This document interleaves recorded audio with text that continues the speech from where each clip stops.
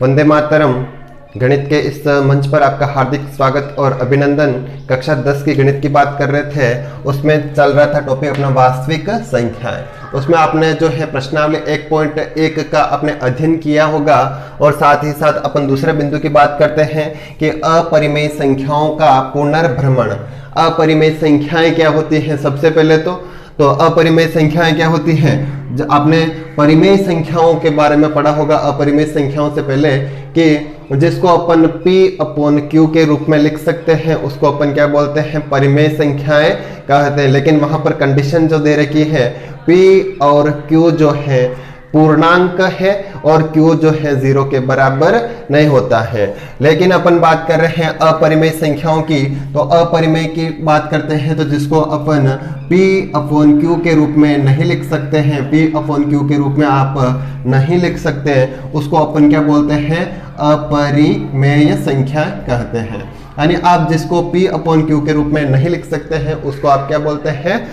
अपरिमेय संख्याएं कहते हैं। जहाँ अपन बात कर, जैसे उदाहरण के तौर पर अपन बात करते हैं अपरिमेय संख्याओं के, तो रूट के अंदर 2 हो जाएगा, रूट यहाँ पर 3 हो जाएगा, रूट जैसे 5 हो जाता है। और जैसे अपन बात करते हैं पाई जो है वो क्या है? अपरिमेय संख्या है। और यहाँ अपन बात करते हैं जैसे 1.01001 जैसे अनंत तक चलता रहता है, तो उसको अपन क्या बोलते हैं? अपरिमेय संख्या के अंतर्गत रखते हैं।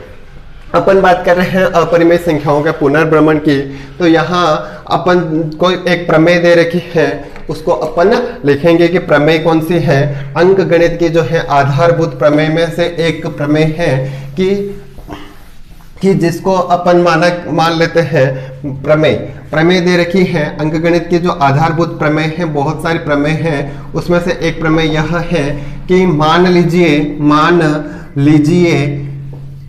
लीजिए P क्या है? P अभाज्य संख्या है। P क्या दे रखी है? अभाज्य संख्या है। यानी अपन नेक्स्ट अगर अभाज्य संख्या है, यदि P जो है a² को विभाजित करती है, यदि P जो है a² को विभाजित करती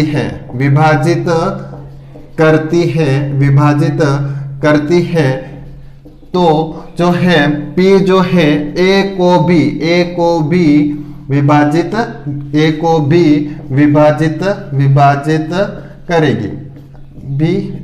भी विभाजित करेगी, यानी आपके संख्याएं दे रहे, कोई P दे रखे हैं, एक अभाज्य संख्या है, यदि वह a² को विभाजित करती है, यानी a² को विभाजित करती है, तो कंडीशन हो जाएगी P जो है a को भी क्या करेगी?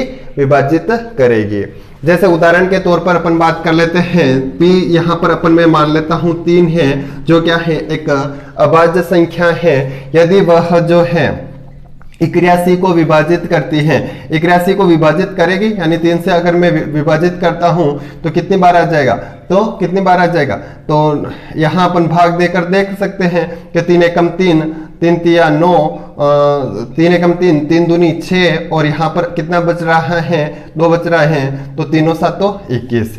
यानी यह कितनी बार जो है विभाजित कर रही है? 27 बार विभाजित कर रही हैं। तो 3 क्या यह किसका स्क्वायर है? यानी इसको मैं a² मानकर चलूं तो यहाँ पर एक क्या हो जाएगा? a जो हो जाना चाहिए वह क्या हो जाएगा? 9 हो जाएगा। यानी 3 जो है वह किसको विभाजित करता है? 9 को भी विभाजित करेगा। यानी कितनी बार विभाजित करेगा?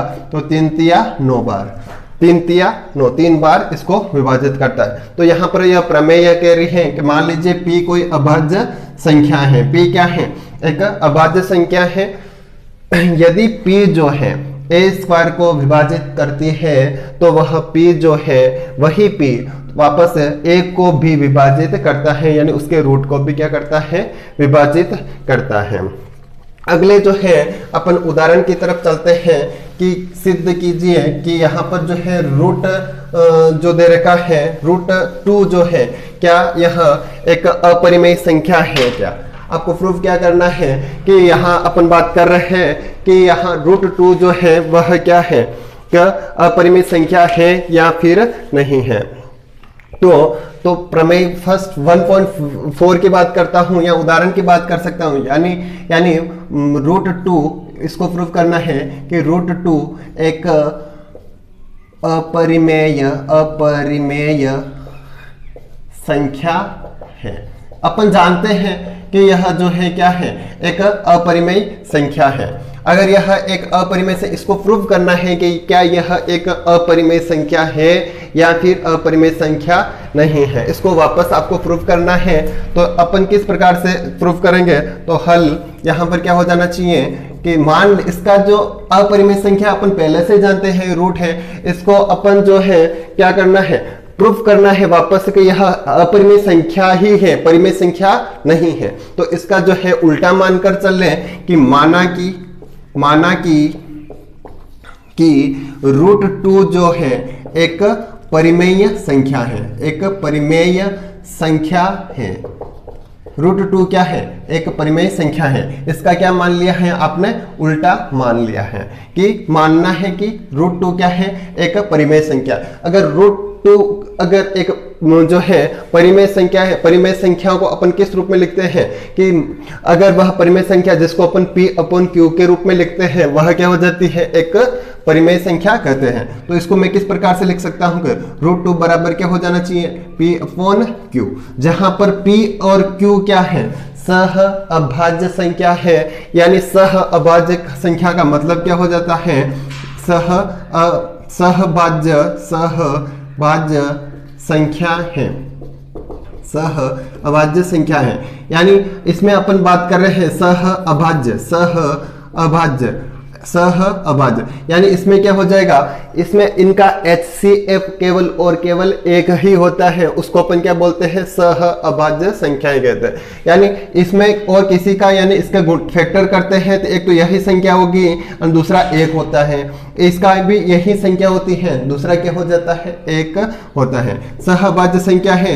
और P और Q क्या है, पूर्णांक है। यानी अर्थात अपन कह सकता है कि अर्थात P और Q के जो है गुणनखंड या फिर कह सकते हैं कि HCF जो हाईएस्ट कॉमन फैक्टर जो आ रहा है, HCF वो कितना है, एक है। यानी एक के अलावा कोई भी HCF नहीं, यानी एक वह क्या होता है, HCF एक ही आ रहा है, LCM होता है तो इनका दोनों का गुणा हो जाता है, लेकिन HCF क्या आ रहा है, एक ही है। तो वह क्या हो जाएगी, सह अभाज्य संख्या होती है। जैसे उदाहरण के तौर पर मैं लिख सकता हूं ना 5 और 3, इसके जो है एक दूसरे के क्या है, सह अभाज्य है, एक दूसरे को विभाजित नहीं करते हैं। तो ऐसे इसके मैं लिखता हूं तो क्या हो जाएगा, 1 × 5, इसको मैं क्या लिखूंगा, 1 × 3। तो यानी इनका HCF और केवल कितना आ रहा है, एक आ रहा है। तो P और Q यानी पूर्णांक है, तो आप ऐसा कुछ भी मान सकते हैं। यानी इसको आपको प्रूफ करते हो तो लास्ट में तक वही आना चाहिए कि HCF जो है वह क्या हो जाना चाहिए, एक ही होना चाहिए। तो इसको मैं लिख सकता हूं, इसका वर्ग कर ले, वर्ग करने पर यानी यह वर्ग करता हूं, इसको मैं इक्वेशन 1 ले लेते हैं, भले लिख लेता हूं, इसका वर्ग करने पर वर्ग करता हूं तो √2 का स्क्वायर कितना हो जाएगा, 2, और यहां पर अपन बात करते हैं इसका क्या हो जाएगा, P²/Q²। इसको अपन क्या लिख सकते हैं कि P² बराबर क्या हो जाएगा, इसको इधर भेज दो तो यहाँ हो जाएगा 2 और यहाँ पर क्या हो जाएगा Q²। इसको मैं इक्वेशन 1 ले लेता हूँ, यहाँ पर देखने से ही पता चल रहा है P² जो है Q² का क्या है, दुगुना है। यानी P² जो है इसको विभाजित करता है। यदि P² अपने प्रमेय भी पढ़ी है कि P² जो है इसका दुगुना है, तो P जो है यहाँ पर जो है इसको विभाजित, यानी संख्या 2 जो है इसको P² को क्या करती है, विभाजित करती है। यानी ये अपन बात कर रहे हैं √2 जो है या फिर 2 जो है इसको क्या करता है, विभाजित करता है। यानी 2 जो है इसको क्या करेगा, विभाजित A², यानी इसको अपन P² को क्या करता है, विभाजित करता है। तो लिख सकता हूं कि 2 जो है संख्या 2 है जो है P² को विभाजित करती है, विभाजित करते हैं, क्योंकि पी स्क्वायर का ही गुणनखंड क्या है, 2 इंटू क्यू स्क्वायर है। तो पी स्क्वायर जो है 2 जो है पी स्क्वायर को विभाजित करता है। तो क्या अपने प्रमेय जो पढ़ी है, तो जो है 2 पी को भी क्या करता है, विभाजित करे। प्रमेय में क्या पढ़ा था कि पी जो है क्यू ए स्क्वायर को विभाजित करता है, तो पी जो है ए को भी विभाजित करना चाहिए। अपन यहाँ जो है 2 जो है पी स्क्वायर को विभाजित करता है, तो 2 क्या करना चाहिए, 2 पी को भी विभाजित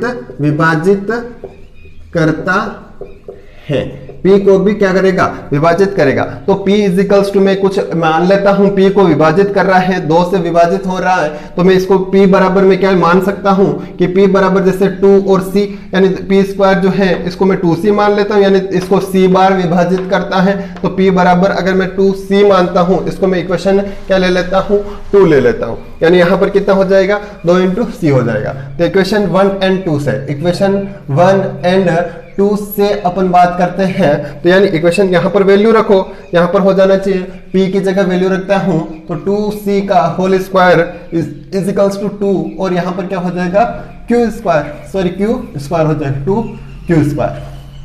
ठीक है, इसका वर्ग करता हूं तो कितना हो जाएगा, 4C square is equals to कितना हो जाएगा, 2, और यहाँ पर कितना हो जाएगा, 2Q स्क्वायर हो जाएगा।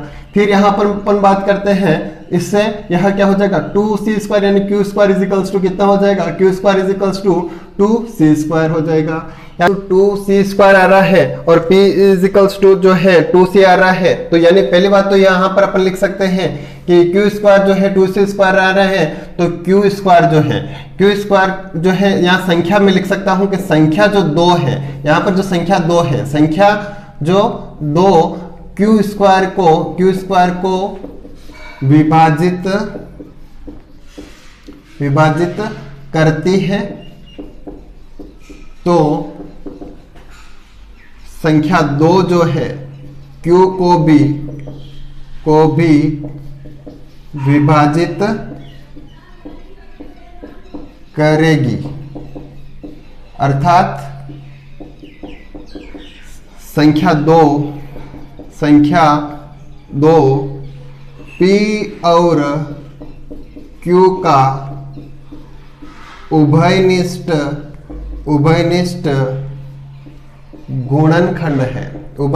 गुणनखंड है। संख्या P और Q का क्या है, उभयनिष्ठ गुणन, क्योंकि यह इसको भी विभाजित कर रही है, Q को भी विभाजित कर रही है, P को भी विभाजित कर रही है। अगर P को भी विभाजित कर रही है, Q को भी विभाजित कर रही है, तो उसका उभयनिष्ठ यानी कॉमन जो फैक्टर है वो कौन हो जाएगा, 2 जो है उसका कॉमन फैक्टर है। जबकि हमने जो यहाँ पर माना है कि P और Q क्या है, सह अभाज्य है, उनका HCF क्या आ रहा है, सिर्फ और सिर्फ 1 था, यानी उभयनिष्ठ गुणनखंड कितना था, 1 ही था, जिसका क्या करती है, यह विरोध करते हैं। अर्थात मैं कह सकता हूं निष्कर्ष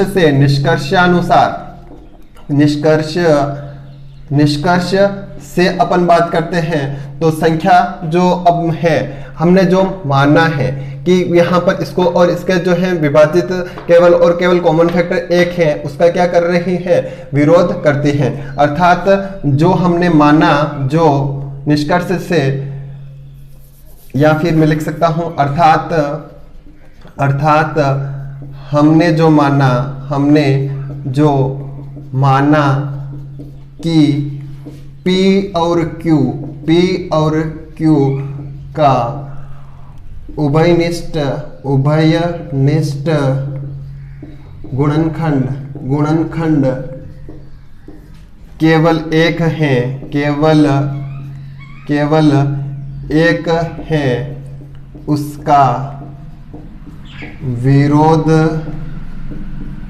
करता है। उसका क्या कर रहा है, विरोध करता है कि केवल 1 नहीं है, 2 भी है, इसका क्या करता है, विरोध करता है। अर्थात हमने जो अवधारणा मानी है, अर्थात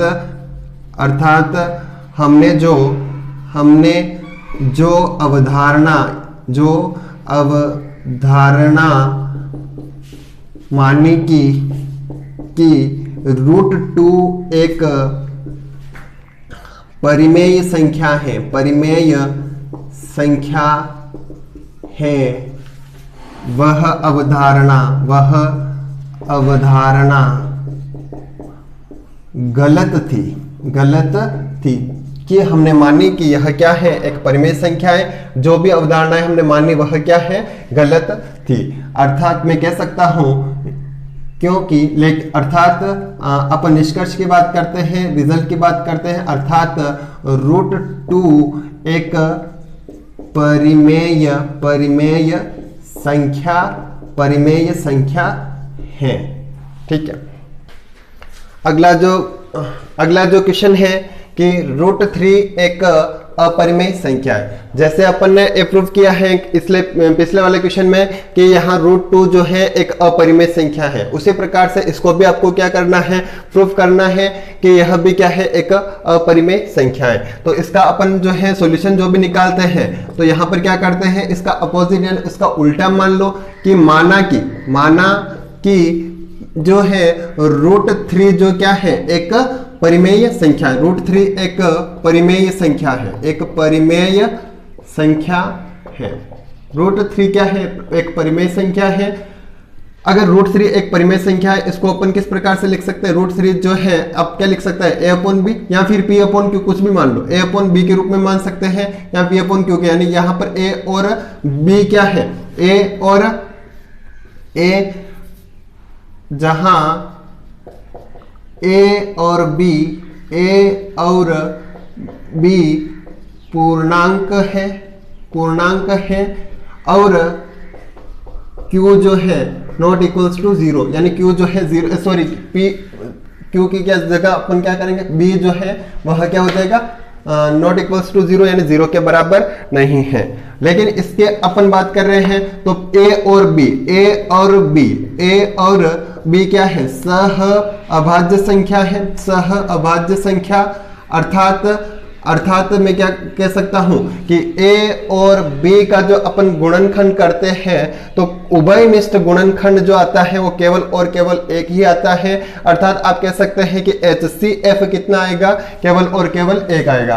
अर्थात a और b का उभयनिष्ठ गुणनखंड एक ही है, यानी केवल और केवल क्या आ जाएगा, गुणनखंड करते हैं तो केवल और केवल उभयनिष्ठ जो गुणनखंड है वह क्या आ जाएगा, एक आएगा। तो यानी इसका अगर मैं वर्ग करता हूं तो वर्ग करने पर यानी √3 का अगर मैं वर्ग करता हूं, √3 का whole square is equals to a/b का क्या करना है आपको, होल स्क्वायर। इसको मैं लिख सकता हूं 3 और यहां पर हो जाएगा a का स्क्वायर और यहां हो जाएगा b का स्क्वायर हो जाएगा। फिर अपन बात कर रहे हैं a square is equals to कितना हो जाएगा, b को इधर भेज दो तो अपन लिख सकते हैं ना 3b², यानी अपन यहां पर जो है लिख सकते हैं a स्क्वायर जो है वह b स्क्वायर का कितना गुना है, 3 गुना है। यानी a स्क्वायर जो है b स्क्वायर का क्या कितना गुना है, तो 3 गुना है। अगर 3 गुना है a स्क्वायर तो अपन जो है वह 3 से विभाजित होगा। तो अपन लिख सकते हैं कि a स्क्वायर जो है संख्या 3 से विभाजित होगा, संख्या 3 से विभाजित होगा। तो मैं a भी लिख सकता हूं, अगर संख्या और प्रमेय के अनुसार अपन पढ़ते हैं a स्क्वायर 3 से विभाजित होगा तो a जो है b वह क्या हो जाएगा, संख्या 3 से a b क्या हो जाएगा, संख्या 3 से a b क्या हो जाएगा, a b विभाजित होगा। या फिर अपन लिख सकते हैं कि a b क्या होगा, संख्या 3 से विभाजित होगा। या फिर लिख लो ये a b संख्या 3 से विभाजित होगा। नेक्स्ट अपन बात करते हैं a से b, तो मैं संख्या a के बराबर में क्या लिख सकता हूं, इसको मैं लिख सकता हूं 3 से विभाजित हो रहा है, a से भी विभाजित हो, a भी विभाजित हो रहा है, तो मैं इसको लिख सकता हूं कि a बराबर में कुछ भी मान लेता हूं जैसे 3 और c, यानी a भी विभाजित हो रहा है 3 से, तो वह कितनी बार विभाजित हो रहा है, c बार विभाजित हो रहा है। तो इसको मैं इक्वेशन जो है 2 ले लेता हूं और इसको मैं इक्वेशन जो है 1 ले लेता हूं। तो इक्वेशन 1 एंड 2 से अपन बात करते हैं तो यहाँ हो जाना चाहिए ए स्क्वायर की जगह ये वैल्यू रख लो, यानी 3c का स्क्वायर इज इक्वल्स टू कितना हो जाएगा 3b का स्क्वायर हो जाएगा। इसका अपन जो है लिखते हैं 9c square is equals to कितना हो जाएगा 3b स्क्वायर। 3 से अपन काटते हैं तो 3 बार कट जाएगा, 3 तिया 9, यहाँ हो जाएगा b square is equals to कितना हो जाएगा 3c स्क्वायर हो जाएगा। यानी यहाँ पर अपन देखते हैं तो b स्क्वायर जो है c स्क्वायर का कितना गुना है तो 3 गुना है। यानी मैं लिख सकता हूँ कि b स्क्वायर जो है 3 से b स्क्वायर जो है संख्या 3 से विभाजित होगा, संख्या 3 से विभाजित होगा, अर्थात अपन लिख सकते हैं और तो b संख्या 3 से विभाजित होगा। ये अपन प्रमेय से पढ़ रहे हैं कि b स्क्वायर जो है संख्या 3 से विभाजित हो रहा है तो b भी संख्या 3 से विभाजित होगा। अर्थात निष्कर्ष से अपन क्या निकाल सकते हैं कि अर्थात अपन बात कर रहे हैं कि जो हमने माना था कि a स्क्वायर और a और b का जो है उभय, इससे अपन निष्कर्ष निकाल लो कि a जो है a संख्या 3 से विभाजित हो रहा है, b भी संख्या 3 से विभाजित हो रहा है, अर्थात a और b जो है a और b का उभयनिष्ठ गुणनखंड 3 है। इसका उभयनिष्ठ गुणनखंड कितना आ रहा है 3 भी इसका है, जबकि हमने जो हमने माना था कि उभयनिष्ठ गुणनखंड कितना है कि उभयनिष्ठ गुणनखंड 1 ही है, उसका क्या करता है विरोध करता है। जो हमने कल्पना त्रुटिपूर्ण कल्पना, यह विरोधाभास क्यों हो रहा है तो हमने जो त्रुटिपूर्ण कल्पना करी थी उसके कारण हो रहा है, अर्थात a और b के का उभयनिष्ठ गुणनखंड कितना है 3 है। जो यह त्रुटि जो आई है, यह त्रुटि क्यों आई है, यह त्रुटि इसलिए आई, यह त्रुटि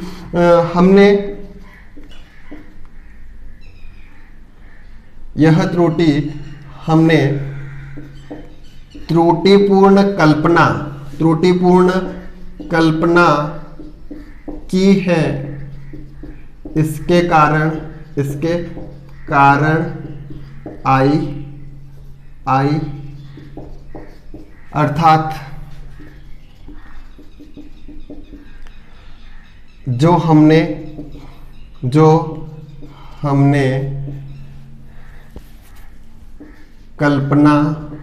कल्पना करी उसका विरोध करते हैं, अर्थात √3 जो है एक अपरिमेय संख्या है।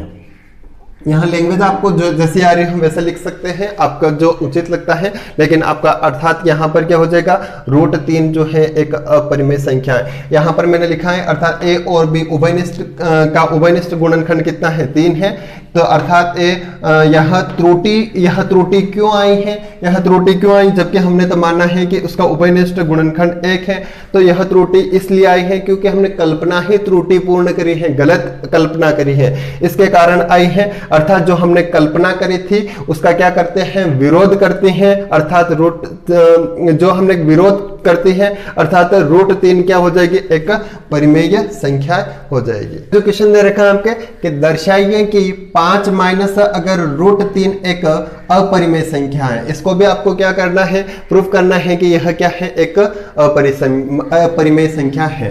तो यह तो और भी सरल है कि उनसे भी कि √3 और √2 जो है वह एक अपरिमेय संख्या है या नहीं है उसको सोल्व करना था, उससे भी यह क्या है सरल है। तो इसका अपोजिट यानी उल्टा मान लेंगे कि माना कि 5 माइनस यानी 5 माइनस √3 एक क्या है परिमेय संख्या है, एक परिमेय संख्या है। इसका उल्टा मान लो कि यह क्या है, एक परिमेय संख्या है। अगर यह एक परिमेय संख्या है तो इसको किस रूप में लिख सकते हैं कि यहाँ पर 5 माइनस रूट 3 जो हो जाएगा वह क्या लिख सकता हूँ, P अपॉन क्यू के रूप में लिख सकता हूँ या A अपॉन B के रूप में लिख सकता हूँ। यानी यह क्या है, P अपॉन क्यू के बराबर है। जहाँ क्या है, P और Q एक पूर्णांक है एवं Q जो है नॉट इक्वल्स टू 0, यानी Q जो है 0 के बराबर नहीं है। तो अपन यहाँ बात कर रहे हैं, तो इसको इधर जो है इसको मैं अगर सोल्व करता हूँ, यानी 5 माइनस रूट 3, यानी यह अपन जानते यह एक परिमेय संख्या है। यह क्या है, अपरिमेय। ये तो अपन जानते हैं कि यह एक अपरिमेय संख्या है। यह क्या है, परिमेय संख्या है। तो इसको मैं लिख सकता हूँ 5 माइनस, या फिर इसको मैं लिख सकता हूँ कि इसको इधर ले आओ और इसको इधर भेज दो, यानी मैं लिख सकता हूँ 5 माइनस P बटेवा Q बराबर हो जाएगा रूट का 3, या फिर लिख सकता हूँ रूट 3 बराबर हो जाएगा 5 माइनस P अपॉन Q के रूप में लिख सकते हैं। अपन जानते हैं यह क्या है, परिमेय संख्या है। यह भी क्या है, परिमेय संख्या। यह क्या होना चाहिए, पूरी के पूरी जो है परिमेय संख्या। अपन परिमेय संख्याओं का जो है गुणन माइनस जो होता है, घटाना जो होता है, परिमेय संख्या ही प्राप्त होती है। लेकिन हम जानते हैं, हम क्या जानते हैं कि रूट 3 जो है वह क्या दे रखी है, एक अपरिमेय संख्या होती है। या अपन जानते हैं कि यहाँ पर जो है 5 माइनस P बटेवा Q एक जो है एक परिमेय संख्या है, परिमेय संख्या है। यहाँ पर 5 माइनस P अपॉन Q क्या है, परिमेय संख्या है। लेकिन रूट 3 जो है वह क्या है, एक हम जानते हैं। लेकिन हम जानते हैं कि रूट 3 एक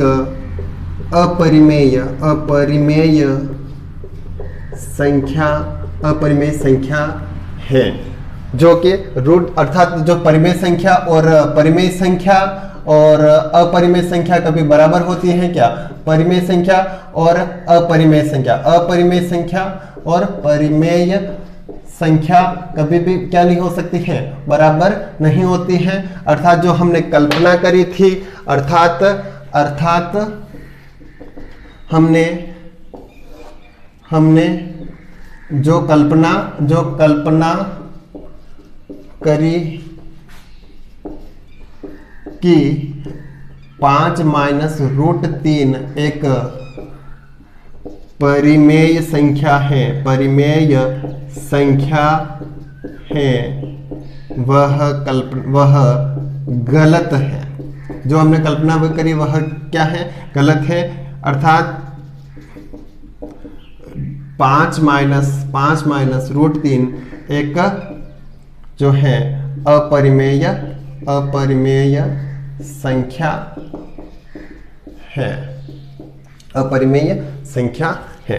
यानी आपने जो कल्पना करी थी वह क्या है, गलत कल्पना करी कि 5 माइनस जो है रूट 3 एक परिमेय संख्या है। अगर गलत कल्पना करी है तो सही क्या है, तो हमने तो गलत माना था कि यहाँ पर जो है परिमेय संख्या है, लेकिन सही हो जाएगा यह 5 माइनस रूट 3 एक परिमेय संख्या है।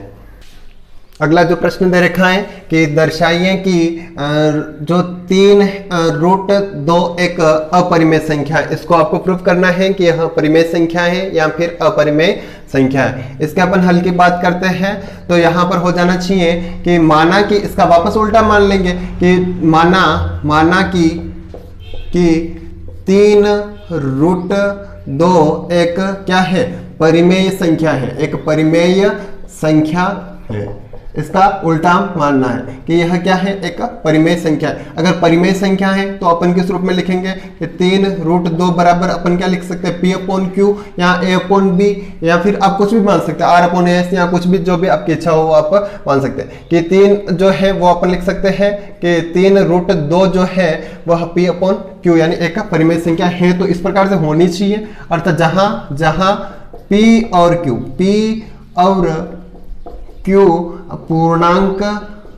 पूर्णांक है एवं Q जो है 0 के बराबर नहीं है, अर्थात नॉन जीरो है या नॉट इक्वल्स टू 0 है। तो अब इसको जो है इस प्रकार से लिख सकते हैं कि इसको अपन पुनर्व्यवस्थित करते हैं। व्यवस्थित कर लो, व्यवस्थित व्यवस्थित करने पर यहां पर हो सकता है कि √2 बराबर, यानी इसको 3 को उधर भेज दो, यानी P अपॉन यहां पर क्या हो जाना चाहिए, P अपॉन 3, और यहां पर क्या हो जाएगा, Q हो जाएगा, यानी √2 जो है P अपॉन 3 और Q हो जाएगा। यानी यह क्या दे रखी, एक परिमेय संख्या जिसको P अपॉन Q के रूप में लिख सकते हैं, और यहां पर इसका भी अपन बात करते हैं तो P अपॉन यहां हो रहा है 3 और Q, यानी P अपॉन Q, इसको मैं बात करता हूं इस प्रकार से लिख सकता हूं कि P बटेवा Q इंटू 1/3, यह क्या है, परिमेय संख्या है, यह भी क्या है, एक परिमेय संख्या है। परिमेय संख्याओं का जो गुणन होता है या गुणा करते हैं तो हमें क्या प्राप्त होता है, एक परिमेय संख्या ही प्राप्त होता है, अर्थात मैं इसको जो है लिखूंगा कि यह क्या है, एक परिमेय संख्या है, यानी P अपॉन 3Q एक परिमेय संख्या है, परिमेय संख्या है। तो यह √2 भी क्या होनी चाहिए, एक परिमेय संख्या होनी चाहिए, संख्या है, तो √2 भी एक परिमेय संख्या, √2 भी एक परिमेय संख्या होगी। यानी अगर यह एक परिमेय संख्या है और a और a दोनों बराबर ही हैं, कि a वाले जो कंडीशन दे रखी है, a वाला जो दे रखा है, ये दोनों आपस में बराबर हैं, एक अगर परिमेय संख्या है तो दूसरी भी क्या होगी, परिमेय संख्या होगी। लेकिन अपन जानते हैं कि √2 जो है एक क्या है, अपरिमेय संख्या है। लेकिन हम जानते हैं कि √2 एक क्या है, परिमेय संख्या नहीं अपरिमेय संख्या है, अपरिमेय संख्या है, अर्थात जो हमने कल्पना करी, जो हमने कल्पना करी वह करी कि 3√2 एक परिमेय संख्या है, वह गलत है, अर्थात 3√2 एक